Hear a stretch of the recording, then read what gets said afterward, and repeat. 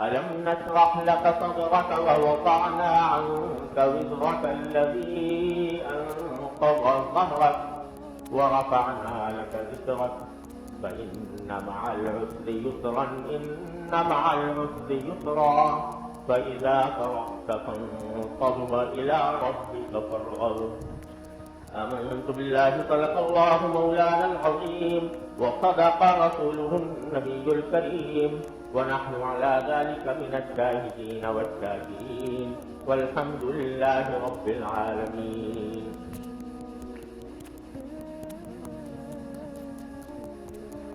بزرگان محترم اور برادران عزیز، یہ سورہ الم نشرح کی آیات ہیں جو میں نے ابھی آپ کے سامنے تلاوت کی ہیں. کچھ عرصے سے میں نے ان صورتوں کی تشریح کا بیان شروع کر رکھا ہے جو عام طور سے نمازوں میں پڑھی جاتی ہیں، تاکہ ان کا مفہوم کم از کم اجمالی طور پر ذہن میں رہے تو قرآن کریم سے پڑھنے کے دوران، نمازوں کے دوران اس کا استحضار ہو سکے. اسی میں یہ سورہ الم نشرح ہے جس کی اس وقت میں نے تلاوت کی ہے. یہ سورت حضور نبی کریم سرور عالم صلی اللہ علیہ وسلم کی فضیلت اور آپ کا عالی مقام بیان کرنے کے لیے نازل ہوئی، اور اس میں ان نعمتوں کا ذکر فرمایا گیا جو اللہ جل جلالہ نے نبی کریم سرور عالم صلی اللہ علیہ وسلم پر مبذول فرمائی. پہلے سورت کا میں اجمالی ترجمہ کر دیتا ہوں، پھر اس کے بعد انشاءاللہ اس کی کچھ تشریح عرض کروں. الم نشرح لک صدرک، یہ حضور اکرم صلی اللہ علیہ وسلم کو خطاب ہے. کیا ہم نے تمہاری خاطر تمہارا سینہ کھول نہیں دیا، سینے کو کشادہ نہیں کر دیا. وَوَضَعْنَا عَنْكَ وِزْرَكَ، اور تم پر سے وہ بوجھ ہٹا دیا، تمہارا وہ بوجھ ہٹا دیا. الَّذِي أَنْقَضَ ظَهْرَكَ، جس نے تمہاری کمر توڑ رکھی تھی. وَرَفَعْنَا لَكَ ذِكْرَكَ، اور تمہاری خاطر ہم نے تمہارے تذکرے کو بہت اونچا مقام عطا فرمایا. فَإِنَّ مَعَ الْعُسْرِ يُسْرًا، تو یقین رکھو کہ تنگی کے ساتھ آسانی بھی ہوتی ہے، مشکل کے ساتھ آسانی بھی ہوتی ہے. اِنَّ مَعَ الْعُسْرِ يُسْرًا، اب دوبارہ اسی کو دہرایا، یقین رکھو کہ مشکل کے ساتھ آسانی بھی ہوتی ہے. فَإِذَا فَرَغْتَ فَانصَبْ، لہذا اللہ تبارک و تعالیٰ نے جو انعامات آپ پر فرمائے ہیں ان کے شکر کے طور پر جب آپ اپنے فرائض منصبی سے فارغ ہو، فنصب، تو اپنے آپ کو تھکائیے، اللہ کی عبادت میں تھکائیے. وَإِلَىٰ رَبِّكَ فَارْغَب، اور اپنے پروردگار سے لو لگائیے، اپنے پروردگار کی طرف رغبت کا اور شوق کا مظاہرہ فرمائیے. یہ ہے ترجمہ اس سورت کا. اور سب سے پہلے تو اللہ جل جلالہ نے اس میں نبی کریم سرور عالم صلی اللہ علیہ وسلم پر اپنے اس انعام کا تذکرہ فرمایا ہے کہ ہم نے تم سے تمہارے سینہ کھول دیا اور تم سے وہ بوجھ ہٹا دیا جس سے تمہاری کمر توڑ رکھی. یہ درحقیقت حضور اکرم صلی اللہ علیہ وسلم کے نبوت کے مقام پر فائز ہونے کے بعد حضور اکرم صلی اللہ علیہ وسلم کو اس نبوت کی عظیم ذمہ داریوں کا جو بوجھ تھا وہ یہ تھا کہ آپ ذرا تصور کیجیے کہ پوری دنیا گمراہی میں غرق ہے. جس شہر میں آپ پیدا ہوئے ہیں، جس ملک میں آپ پیدا ہوئے ہیں، وہ کفر میں، شرک میں، بت پرستی میں، قتل و غارت گری میں، فسق و فجور میں حد سے گزرا ہوا. پورا ماحول کفر و ضلالت کی اندھیریوں میں بھٹک رہا ہے، اور اس میں تنہ تنہا ایک ذات کو یہ حکم دیا جاتا ہے کہ تمہیں اس سارے ماحول میں، اس سارے معاشرے میں، اس ساری دنیا میں تمہیں انقلاب لانا ہے. इन बिगड़े हुए लोगों को दुरुस्त करना है, इनके अकीदे सही करने हैं, इनके अमाल सही करने हैं, इनके अंदर जो गलत आदतें पैवस्त हो गई हैं उनको बदलना है और तने तनहा हो। और यह हुक्म आया उस वक्त जबकि आपकी उम्र मुबारक 40 साल हो चुकी थी। 40 साल के बाद आमतौर से इंसान के कुआ में रफ्ता रफ्ता इंहितार आना शुरू होता है। अगर के 40 साल पहुंचने उम्र को पहुंचने से पुख्तगी भी आती है, सोच समझ भी पुख्ता होती है, लेकिन उसके बाद फिर इंहितार का दौर आता है, कुआ मुतमहिल होने लगते हैं रफ्ता रफ्ता। तो इस ऐसे मौके पर जबकि आपकी उम्र 40 साल है और अब कुआ के बज़ाहिर इंहितार का वक्त आने वाला है, उस वक्त में इतनी अजीम जिम्मेदारी सरकार दो आलम सल्लल्लाहु अलैहि वसल्लम को सौंपी जा रही है और तने तनहा दुनिया के अंदर कोई ज़ाहिरी एतबार से कोई मददगार भी नजर नहीं आता।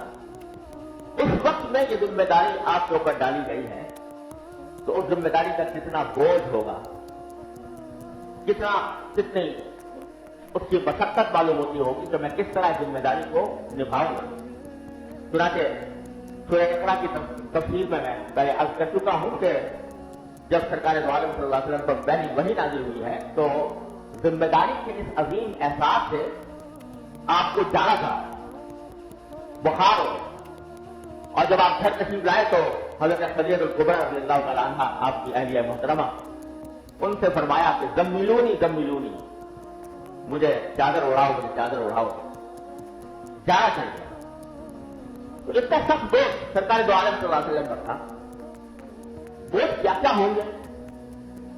एक तरफ इस बात का बोझ कि अल्लाह जल्ल के अहकाम को ठीक ठीक समझना, उसके तमाम अबआद पर गौर करना और उसके तमाम मुक्तज़यात को सोचना, ये मैं तन्हा कैसे अंजाम दूंगा? जो वही मुझ पर नाज़िल हो रही है उस वही के माना भी उसको अल्फाज को भी महफूज करना है, उसके पढ़ने के तरीके को भी महफूज करना है, उसके मानी को भी महफूज करना है, उससे जो अहकाम निकलते हैं वो अहकाम भी याद रखने हैं। और आप उम्मी हैं, लेकिन आप अल्लाह ताला ने ये मौजूदा दिखाया था सरकार दो आलम की ज़ात मुबारक के साथ सल्लल्लाहु अलैहि वसल्लम के आपको उम्मी बनाया था, यानी ना आप पढ़ते थे ना लिखते थे, जो कुछ था वो हाफ़िज़े में था और दिल में था। तो कुरान नाज़िल हो रहा है, अल्लाह ताला का कलाम नाज़िल हो रहा है और उसको महफूज भी करना है, उसको याद भी रखना है। अगर कोई आम आदमी हो तो जो कुछ एक मरतबा सुना उसको कागज पर लिखकर फिर उसको याद करें, लेकिन नबी करीम सल्लल्लाहु अलैहि वसल्लम न लिखते हैं न पढ़ते हैं, यानी लिखकर याद करने का कोई सवाल नहीं। सिर्फ जबान कान से शुरू कर जो कुछ सुना गया है उसको महफूज रखना है। अब आप जरा अंदाजा कीजिए कि कुरान करीम जब कोई हिफ्ज़ करने बैठता है तो बहुत अच्छा याद करने वाला हो तो 2.5-3 साल कम से कम लगते हैं उसको याद करने में। लेकिन हुज़ूर अक़रम सल्लल्लाहु अलैहि वसल्लम के सामने किताब नहीं, आप पढ़ नहीं सकते, आप लिख नहीं सकते, और बावक़ात आयात, बहुत सारी आयात एक साथ नाज़िल होती। मसलन बात रिवायत में आता है कि सूरह अनआम पूरी की पूरी एक मरतबा नाज़िल हुई। सूरह अनआम तकरीबन 1.5 पारे के ऊपर मुश्किल, वो एक साथ नाज़िल हुई। तो उसको याद भी रखना है, उसके अल्फाज याद रखने हैं। फिर अल्फाज कुरान करीम के ऐसे हैं कि उनको पढ़ने का एक खास तरीका मुकर्रर है, ये नहीं कि जिस तरह चाहा पढ़ लिया।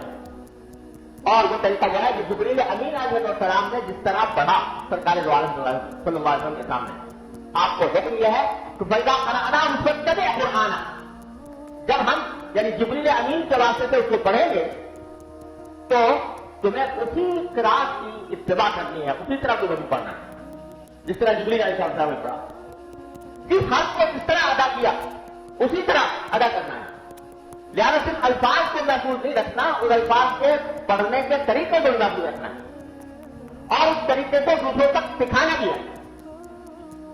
और फिर कुरान करीम को एक दरिया नाबदा का कनार है, मानी का, मारिफ का, تو اس کے ایک ایک لفظ میں جو معانی پوشیدہ ہے، جو معنی ہے اس کے، جو اس کا مفہوم ہے، اس میں جو ہدایات اللہ تعالیٰ نے عطا فرمائی ہے، ان ساری ہدایات کو سمجھنا بھی اور سمجھ کر پھر دوسروں تک پہنچانا بھی ہے۔